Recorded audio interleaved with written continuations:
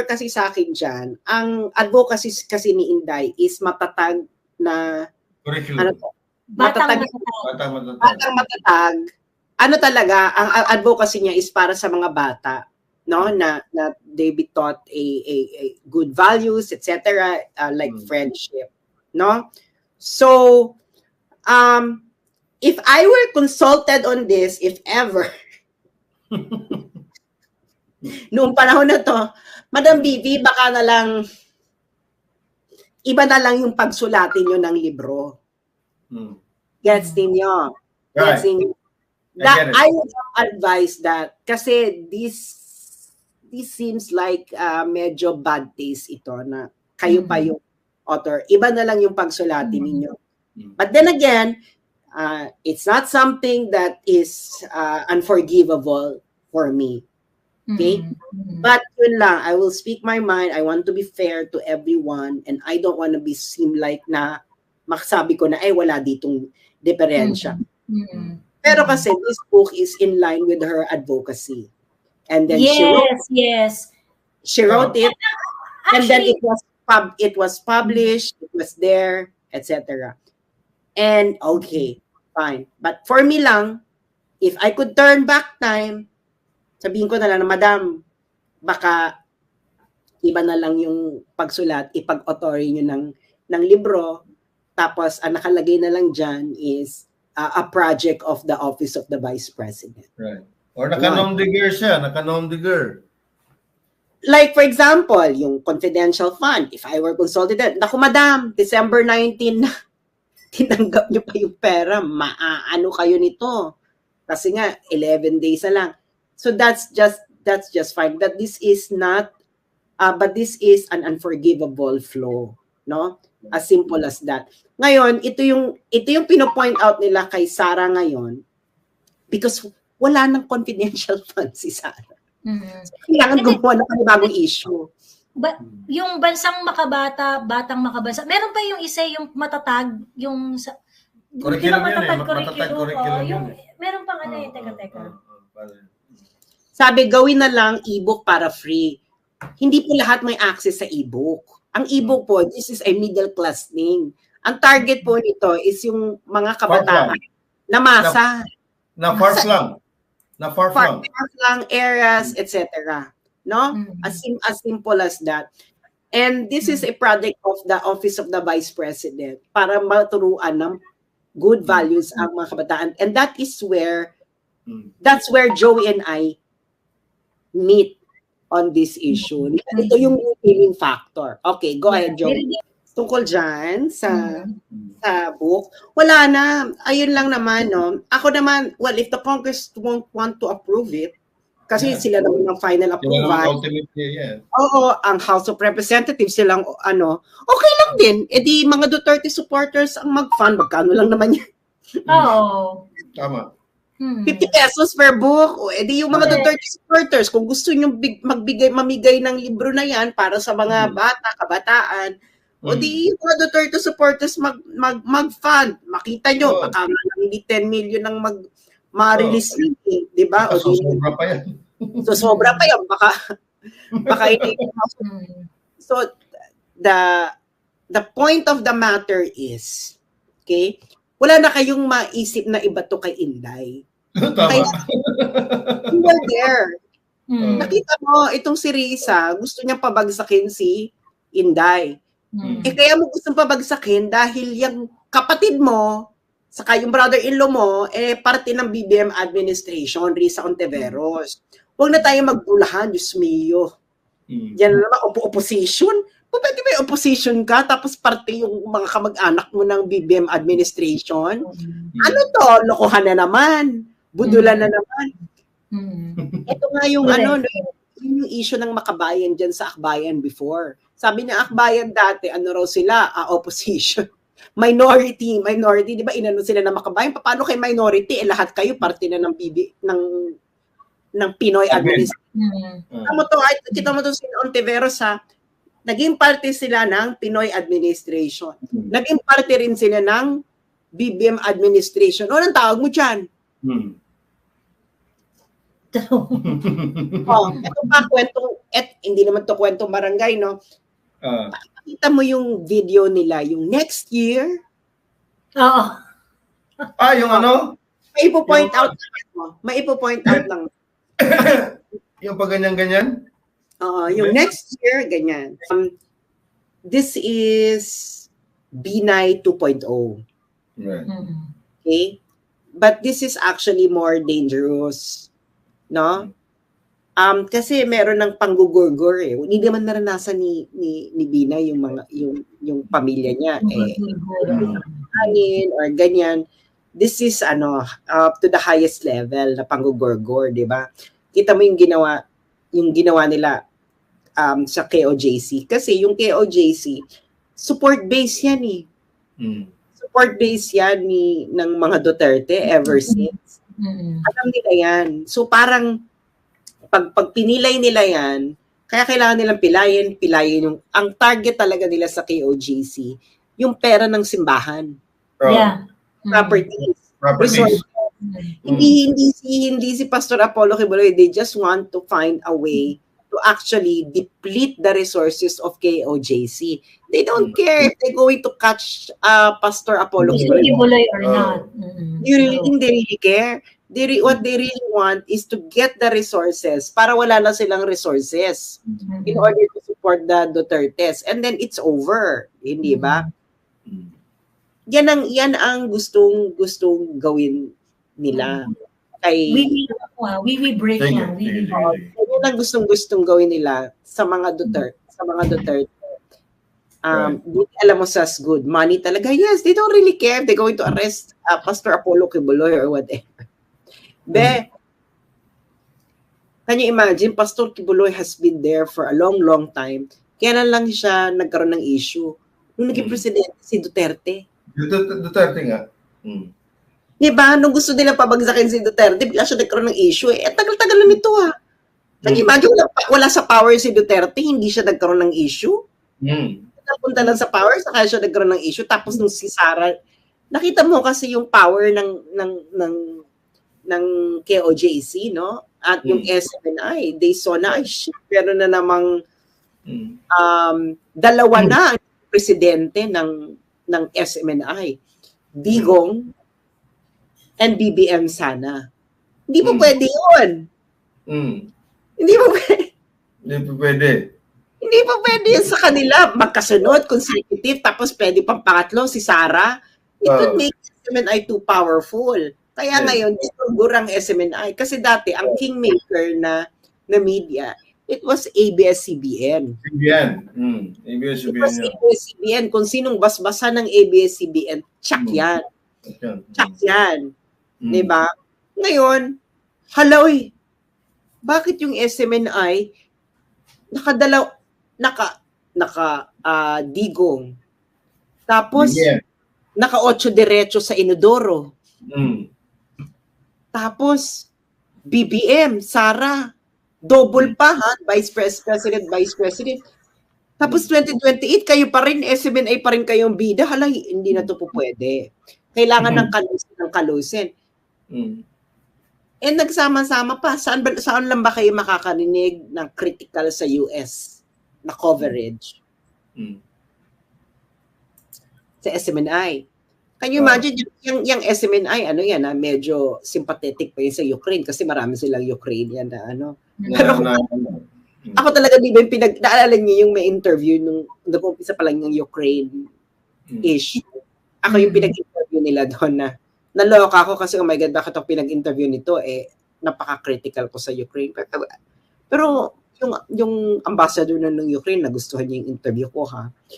So, eto ngayon, ang ginagawa nila, ginugurgur nila to kasi nga, masyado tong powerful, hindi to po pwede. Unang-una, hindi naman elitista tong mga Duterte. Bakit itong mga namumuno sa atin? They don't like it. Look at the history of the presidents of the Philippines. All of them are elites. All of them are landlords. All of them are friends of oligarchs, the established oligarchs, etc. They don't want any newbie in town. No? Sabihin mo yung mga business friends si Duterte, di man, sabihin natin may mga namayagpag. Ayaw nila yan. Isa lang naman, si Dennis Uy nga lang ang oli. Dami-dami oligarch, isa lamang ang na-associate kay yung Dennis Wai. Totoo naman, hello. Yung ako. Isa lang. Hindi po pwede. Dennis Wai is a newbie. Is a newcomer. Sa mga alta ang tawag dyan ay new rich. Diba? Nouveau rich. Diba? Itong sina Marcos Aquino, ang niyan, clientele niyan, ay the old rich. Gets old money. The old money. New money. Itong mga Duterte, middle class kasi itong mga Duterte na to, no? They're may be middle to upper class. Pero yan, hindi nakita nyo bang nakikipag-sosyalan sina Sara, si Digong? Isang beses lang nakisaw-saw sa sosyalan yan ng mga elite-elite. Yan si Baste, no, naging jowa niya si Ellen Adarna kasi sinasama ni Ellen Adarna sa mga Emerald Barurot. Pero sinasabi ko nga sa inyo, ayaw nila yan kasi nga ang tingin nila sa mga Duterte, who you? Na mga taga Forbes part, na mga old money, who you? Yan ang totoong politika sa Pilipinas. Kailangan makipaglandian sa old money. Kailangan kanilang basbasan. Kailangan kanilang mahalin at mamahalin mo rin sila at susuportahan kanila. These are old money forces. The church, the media, the schools. Diba? Saan ba mga old money nag-aaral? Ateneo. Lasal, mga kailangan yung imulat ang inyong mata kung ano ang totoong kondisyon ng Pilipinas. Huwag kayo, and this is it, no? Kaya nga, kung sa tingin nyo, yung pagboto ninyo ay mababago ang Pilipinas, no way, hindi mangyayari yan. You need a great reset. Great reset. Sa totoo lang, handa na talaga si Inday dun sa Okay. Ako, I will disagree. Ang defeatist po ay kung si Inday ay nakikipagkontsabahan sa gobyerno. That is defeatist. Yan ang defeatist, yung sell out. Yung hindi naman siya lumalaban nga eh. Diba? Yun ang defeatist part. But yun ang defeatist na parang ready to accept failure na. Lahat naman pala nagnanakaw, makipag-jamming na lang ako dito, makipag-party na lang ako dito, makipag-champagne na lang ako dito. Yan ang defeatist. Tinanggap mo na lang na. Oo. Ang ginagawa ni Sara ngayon, she's being a Duterte. Paano ba si Digong tumakbong presidente? Wala siyang pakialam kung iboto mo siya o hindi. Kaya nga, di ba, napaka-unpresidentiable niya nun. Ngayon lang tayo nakakita ng kandidato walang ilabag ginawa kundi magmura, maglabas ng kababuyan sa bibig, ng ganyan. Do you really think someone who would like your vote gagawin yun? True. No one! It's only Duterte who could do that. And right now, it is only Sara Duterte who could do this in government dahil ayaw niyang makipagkontsabahan sa malawakang pambababoy sa bayan ngayon. This is not defeatist. She is being principled. Wala na siyang pakialam sa inyo. Ayaw niya makisama sa inyo. Because pag ginawa niya yan, hindi na siya magiging Duterte. Kasi yung last statement. Sandali lang, umalis si Tolentino because of foreign policy differences. Yan ang sabi niya sa statement niya. You're painting Tolentino. As if tinagal ba siya, Saz? Umalis siya ng PD, kaya siya nagganyan kasi nga mababa siya sa survey. Kailangan niya tumikit sa admin. Money. Yun ang sabi kasi niya eh. Pero if I remember, nung hearing... Sabi niya, foreign policy difference? Yun ang sabi niya. Yun ang press statement niya. Yun ang statement niya. Foreign policy difference, noon pinagtatanggol mo foreign policy ni Digong. Ngayon may difference ka. Alam mo, Pero Tolentino, bakit ang hearing ni Sen Aimee, nung binanggit yung pangalan ni Ray Powell, gumaganyan-ganyan siya, oh. hindi. Anyway. Ito sira ng taon si Tolentino. Yun. So Lord, ano rin yan? Actually, si Tolentino is a softer male version ni Ontiveros. Doon siya makikipagkantutan. Tigilan mo ako, Tolentino. Do you still remember, guys, kung paano naging famous si Tolentino?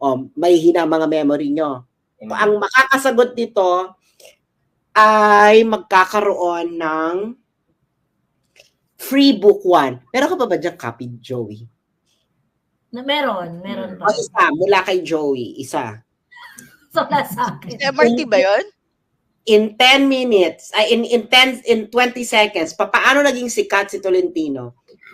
10, 9, 8, 7, 6, 5, 4, 3, 2, 1, 0. Walang nakaalala. Kalimutan nyo na kasi wala pang social media. Ang Facebook noon hindi pa ganun ka bongga. Naalala nyo yung Dan Brown novel? Yung sabi ni Dan Brown sa Angels and Demons. Angels and Demons ba yun? Angels and Demons? Ang nakalagay doon, di ba, Manila is the gate to hell. Gateway to hell. At sino yung nagalit kay Dan Brown? Si MMDA siya noon. MMDA pala siya noon. MMDA siya noon. Yan siya unang sumikat. Tama. Manila not gates of hell. Yeah. Gusto niyang persona non grata. Persona non grata si Dan. Kaya naloka na nga lang ako na, kasama na ni Digong. Kaya marami akong hindi gustong choices ni Digong sa buhay. I know, sa Inferno pala yun. Inferno, sa Inferno pala yun. Inferno. Naalala niyo yun, tapos nagkaroon pa ng joke noon, di ba, Gates of Hell. Totoo namang Gates of Hell ang Manila. Naalala niyo yan, 2013. Hanggang ngayon. 2000. Sabi ni amoy ipis pa. Sabi ni Roldy, nanalo ako sa sabi ko MMDA. Hindi po yun ang sagot. Ang sagot po is yung Gates of Hell. Wag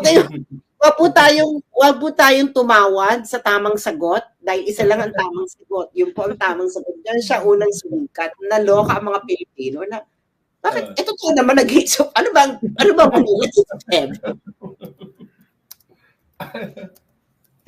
Na-impyan na siya na yung Manila. Pinoy time yun, ano? Pinoy time? 2013, yes. Pinoy time yun. Tapos, anong sumunod na niya? Ayun na marami ng dito. Yan yung Dirty Dancing, yung sa kampanya.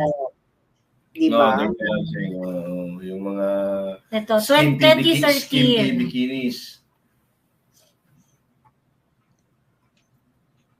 Joined the bandwagon of novelist Dan Brown's critics as he called the depiction of Manila Inferno as inaccurate.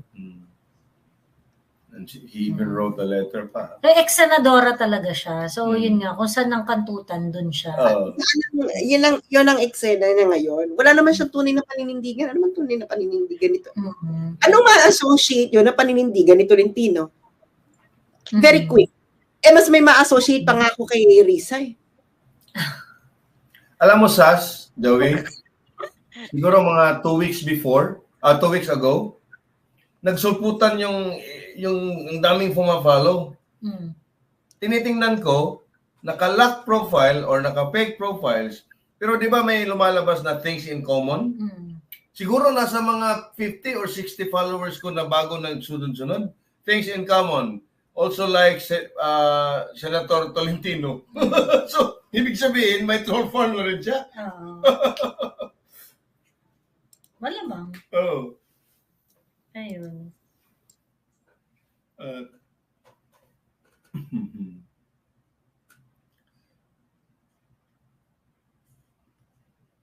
Right. Yeah. Diba? Magpapalit uli yan. Bongbong will have to change his foreign policy. Well, yes. Next year. Yes. Next year. Mga next year yan. Yes. So, after Trump, pag magpapalit yan, especially during negotiation ng peace deal ng Ukraine at Russia. That happened during his term. Yes. At tingnan natin po si Tolentino, ganun pa rin. Tingnan natin si Gibo. Wala na si Gibo. Yan na yan si Gibo. Spent force na si Gibo. Oo. Ano na yan eh. Pero yun ang eksena ng buhay. Foreign policy difference. Pero kasama siya dun sa... Ay, nako, no? Yes. Pero sa tingin nyo, possibility ba yung kapag i-impeach si VP, siya ang ipapalit? Tingin nyo? Si Romualdez. Kasi si Romualdez parang mahina pa logical choice niya, kung ma-impeach. At I think Romualdez gunning for PMship. Hindi pag na-impeach si Sara? O di si Romualdez ay ipapalit na VP? Hindi na matutuloy yung nila, yung consti change na... Ba't hindi matutuloy? Pwede namang gawing Speaker of the House, si Sandro. May sabi nga daw na hindi marunong mag-PRP eh. Or si Yeda Marie, Diyos ko. Si Yeda Marie. Ito ng pinakababoy, no? Na gobyerno nasaksihan ko. Ngayon lang ako nakakita ng Speaker of the House ay kamag-anak ng Presidente. First cousin. Ikaw nga, Ibi, mas patanda ka sa amin eh. Kaninong presidency na ang Speaker of the House? In fact, this is only the only Congress na Speaker of the House, ang asawa niya, na isang kongresista din, ay chairman ng Committee on Accounts. I think. Wala nang tago-tago. Grabe, no? This is the worst Congress in the history. Ano na yan? I mean, both the Senate and the House. Kaya sinasabi ko, sa tingin niyo, mababago to ng botohan? No. Hindi to be... Anong botohan? Girl, mamamatay na kayo kaboboto, nagbago pa. What's wrong is the system itself. It's the system. Correct. Kahit ilang Sara Duterte pa, Digong, may incremental improvements. Pero it would probably take, 20 generations? And then... Especially kung meron pang mga threats on the control of the results of the election. There you go. How much your power to vote can do to really foster change. Because if you elect a president every 6 years, how can you ensure that the next president will continue what the Duterte started? Diba? So, ako nga gusto ko nga, no? Kung gusto niyo parliamentary system, go. Pero gawin yung federal. Para yung mga lungsod, meron silang mas greater autonomy, no? On the economy. Ako nga kahit economic autonomy lang sa mga regions, okay. No, to decide their own development path, ganito. True. Para wala na tayong pakialam kung anong gawin nila dyan sa national. Problema na nila yan. Exactly. Sabi ni Cheryl, don't discourage people to vote, lalong walang mangyayari kung hindi tayo bumoto. Nobody's discouraging people to vote. It's just that everyone should understand that if you really want to foster change, should be as drastic hindi yun mangyayari kung nandito tayo sa same system na to. I mean, ito lang for example, yung House of Representatives, alam naman natin nagkakantutan talaga dyan. Every Congress. We are now on the... Kaya yun ng eksena dyan. Anong dinidiscourage bumoto? Wala akong pakialam. Bumoto kayo kung gusto ninyo. But do you understand what exactly the system is? O ano bang satisfaction nyo pag nakaboto kayo, hindi nyo naman nabago yung sistema. Alam nyo, mag-aral kayo ng history on how things change. Kaya parang hindi kayo nagogoyo. No? Hindi kayo nagagalit eh. Ang alam ng mga politiko, pagkatapos kailangan lang nilang magpakitang gilas pag eleksyon. Pagkatapos ng eleksyon, hindi na yan magpapakitang gilas. Wala. Kaya na lang kayo, gagawa kayo. Kasi nga, wala naman talaga kayong power as a citizen. Oh, do you know this? Mahiya nga kayo, Diyos ko dahil. Alam niyo ba sa China, pag ang isang local leader ay nagkaroon ng issue sa social media na report corruption, ay ito, magnanakaw, rest assured, matatanggal yun. Tayo bekla. May natanggal na ba sa mga pinagagawa natin sa social media? That's how stupid the system is. You do not have any power at all as a citizen. Studied. It should be tailor-fit to the Filipino culture or the Filipino aspiration. Sabi, what is the ideal form of government for the PH? Well, we have to be under a technocratic military junta. I like that. Military. Yeah. The Philippines has to be under a technocratic, Yeah. not a feudalistic military. No, you know what the difference is between a feudalistic military and technocratic. Feudalistic it's just like warlordism. Yeah. You know, a technocratic military junta would rule according. The military would ensure the technocratic government would be able to implement its programs without this eme corruption. So, ganun lang yan. Ito mga taong to, wala silang pakialam. Look at these people talking about flood control. Who are talking about flood control? Congressman, politicians. Anong alam nila sa flood control?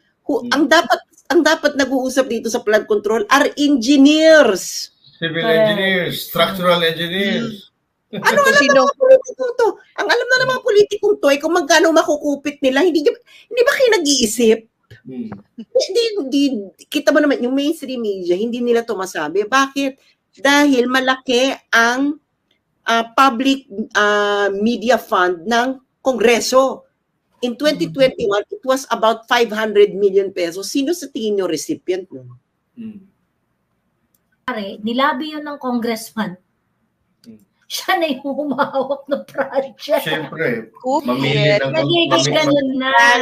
ng contractor. Mamili ng stay na siya sa project. I will disagree with Joey. The proper role of the Congress, ang role niyan, kung bakit kailangan ng project dyan, is the executive. Every district has its own DPWH, and then they identify the infrastructure needs of each district. And then, gagawin nila, gagawa sila ng feasibility study, ito. The role ng congressman ninyo sa district is oversight over those projects na nagagastos ba ng tama ba yung implementation, ganito, ganyan, etc. They have no business in actually identifying projects. The role of the congressman is oversight. Tama. That is the need. Anong silbi ng DPWH sa mga regions? Actually, they do. Pwede naman talaga, pwede nilang gawin yon. Pwedeng gawin nila yun, SAS. Bukod pa yon doon sa mga project na priority ng DPWH. They can actually, recommend. The problem is, they must not have any control to whatever identified projects na yan. Yun. In fact, ang bawal nga sa kanila is that, after ng identification, dapat no touch na kayo. Kasi kasama yan sa pagdedebatihan eh. Kasama yan. In fact, when they deliberate the budget of DPWH, dyan na yung away-away na, dapat yung project na ito, kasama yan dito. Dapat yung project na yan, kasama na yan dito. It's part of the debate. It is part of the debate. Ang problem dyan is, after an identification happens, dapat tapos na yung trabaho nila. Ang problem, hindi. Pati yung pagpapatakbo ng mga project na yun, may say sila. Kasi 80% of the congressmen now have their own construction company. Sabi. Alam mo, mali pa rin yan, Joey. We copied our system under the American system. Have you seen a US congressman identifying projects? But allowed kasi sa atin eh. Mali nga. Mali nga. Hindi nga. Kaso ka lang, hindi illegal sa atin. Pwede nilang gawin. Yeah, because the thing is, kaya ginagawa ito because this is a carryover of the feudal system of the Philippines. Yan na nga. Yan na nga. It's a carried over of the system. It's actually the same pork barrel system, no? Differently worded, para hindi ma-consider na pork barrel. When in fact, technically, it's still pork barrel because the congressman still has a say kung anong project yung gustong gawin niya sa kanyang distrito. Ito ang role ng congressman sa US. Legislation, establish legislative goals and priorities, recognize emerging legislative needs, understand public policy issues, take position on legislation and public policy issues, develop and steward public policy through the legislative process, review the public policy impacts, Policy making. investigation and oversight, identify problems in the public or private sectors, establish investigation and oversight priorities, conduct research and oversight, ask questions at hearings, management, establish office priorities, establish an organization, emerald, politics, bid really, wala nga siyang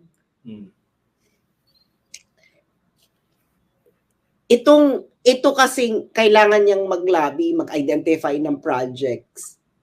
That is actually a gateway to control of the project. Kaya nga. Yes, yun nga yung problem. Kasi babalik din yan eh. Babalik din yan. After 6 years, bumalik uli yung ayaw natin. So, Sara, 6 years.